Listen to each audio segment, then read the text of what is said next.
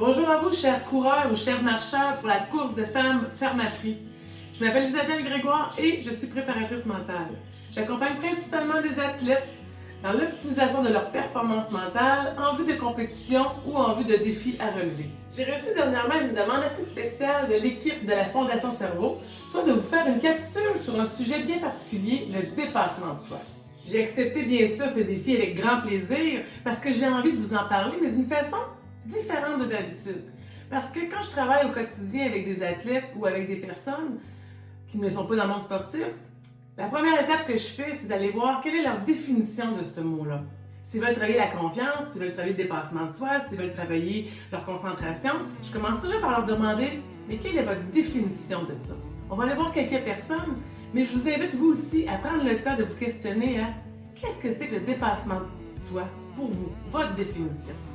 Ben pour moi, c'est oser faire de nouvelles affaires, sortir de sa zone de confort.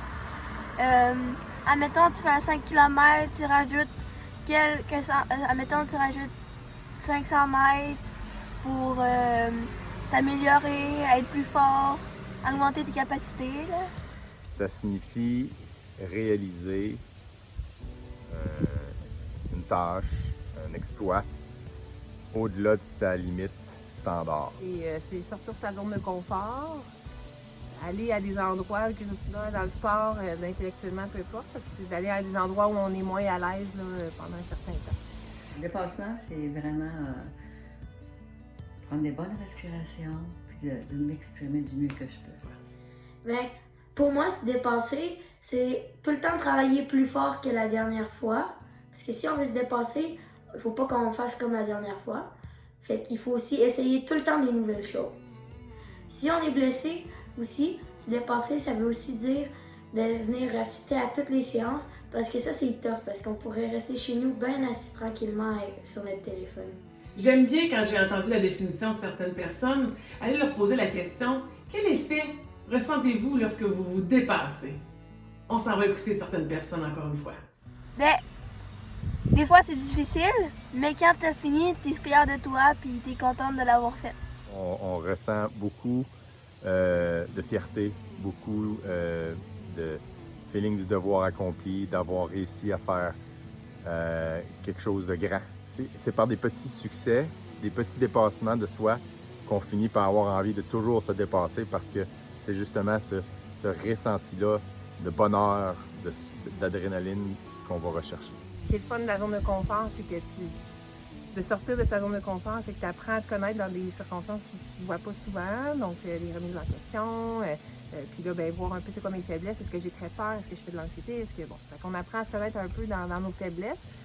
En même temps, ça nous permet de nous améliorer puis savoir exactement où travailler. C'est aussi après ça des défis que tu réussis, puis tu dis, crime, j'ai réussi à faire ça. Puis là, après ça, ben, tu as une certaine fierté. Qu'est-ce que tu Ah, ressens? soulagement total.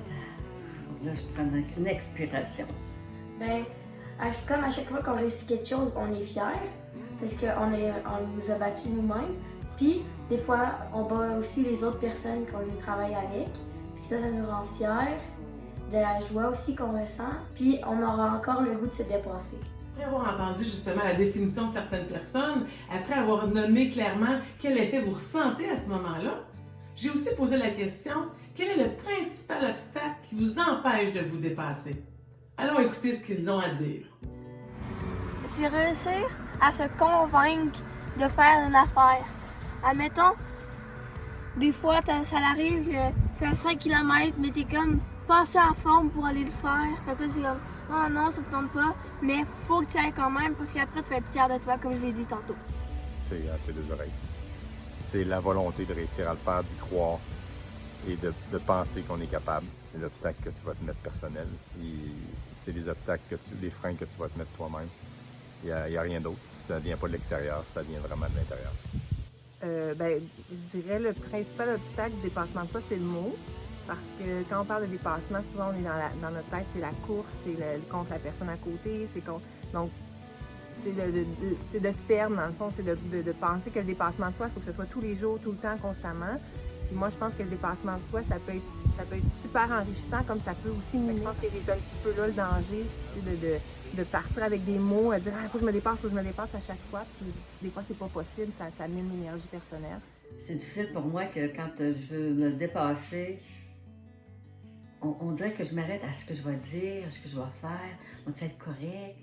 On dirait que je veux me protéger là-dedans, de peur de faire une erreur, de dire ce qu'on a à dire ou quoi. Puis dans le fond, je veux dire, c'est à moi de foncer puis d'être bien dans ce Ben, pour moi, c'est la fatigue puis la motivation. Parce que quand on est fatigué puis on n'est pas motivé, ben, c'est un peu dur à cause que si on veut se dépasser, faut qu'on le veuille parce que sinon, se battre nous-mêmes, des fois, c'est dur.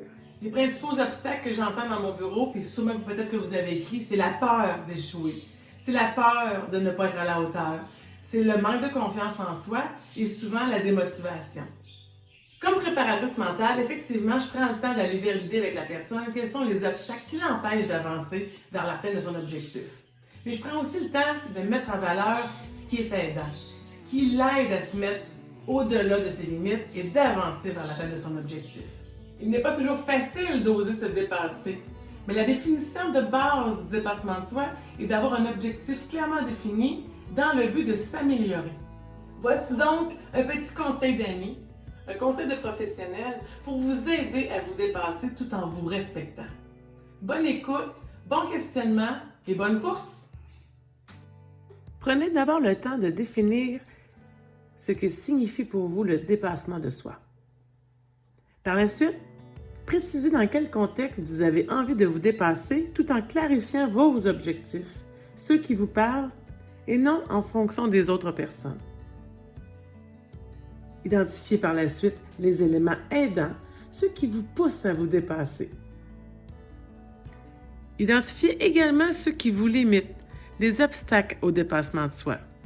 Par la suite, pour ces obstacles, vous gagnerez à trouver des actions, des solutions qui vous aideront à progresser tranquillement vers l'atteinte de votre objectif.